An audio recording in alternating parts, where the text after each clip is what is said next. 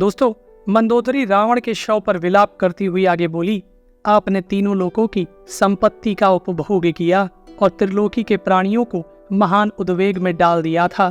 आप लोकपालों पर भी विजय पा चुके थे।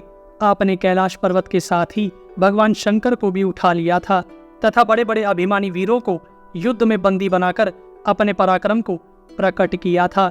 ऐसे प्रभावशाली तथा रथियों में श्रेष्ठ अपने प्रियतम पति को श्री रामचंद्र जी के द्वारा धराशाही किया गया देखकर भी जो मैं अब तक इस शरीर को धारण कर रही हूँ, प्रियतम के मारे जाने पर भी जी रही हूँ, यह मेरी पाषाण हृदयता का परिचायक है।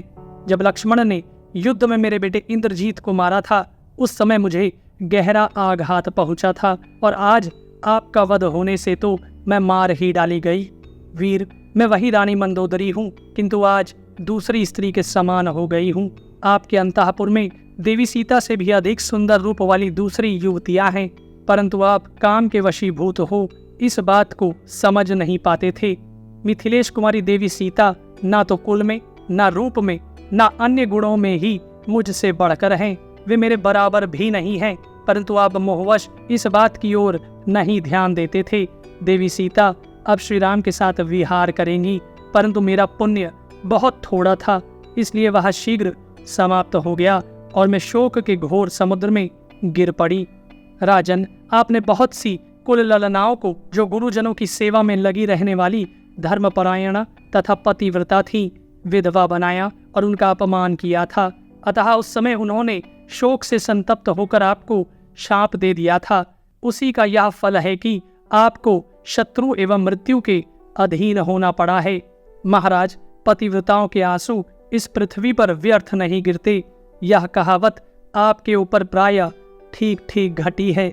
राजन, आप तो अपने तेज से तीनों लोगों को आक्रांत करके अपने को बड़ा शूरवीर मानते थे, फिर भी पराई स्त्री को चुराने का यह नीच काम आपने कैसे किया? मायामय मृग के बहाने श्री राम को आश्रम से दूर हटाया और लक्ष्मण को भी अलग किया। उसके बाद आप श्री राम पत्नी सीता को चुराकर यहाँ ले आए। यह कितनी बड़ी कायरता है। युद्ध में कभी आपने कायरता दिखाई हो यह मुझे याद नहीं पड़ता, परंतु भाग्य के फेर से उस दिन सीता का हरण करते समय निश्चय ही आप में कायरता आ गई थी, जो आपके निकट विनाश की सूचना दे रही थी। महाबाहो, मेरे देवर विभीषण सत्यवादी, भूत और भविष्य के ज्ञाता तथा वर्तमान को भी समझने में कुशल हैं। उन्होंने हर कर लाई हुई मिथिलेश कुमारी सीता को देखकर मन ही मन कुछ विचार किया और अंत में लंबी सांस छोड़कर कहा, अब प्रधान राक्षसों के विनाश का समय उपस्थित हो गया है। उनकी यह बात ठीक निकली। काम और क्रोध से उत्पन्न आपके आसक्ति विषयक दोष के कारण यह सारा ऐश्वर्य नष्ट हो गया और जड़ मूल का नाश करने वाला यह महान अनर्थ प्राप्त हुआ। आज आपने समस्त राक्षस कुल को अनाथ कर दिया। हम अपने सभी व्यूअर्स से अनुरोध करते हैं कि कृपा कर इस पुण्य कार्य में हमारा सहयोग दें। आप अपने बल के घमंड में मतवाले हो रहे थे, अतः मारिच, कुंभकर्ण तथा मेरे पिता की कही हुई बात भी आपने नहीं मानी। उसी का यह ऐसा फल आपको प्राप्त हुआ है। आप अपने बल और पुरुषार्थ के लिए विख्यात थे, अतः आपके लिए शोक करना मेरे लिए उचित नहीं है।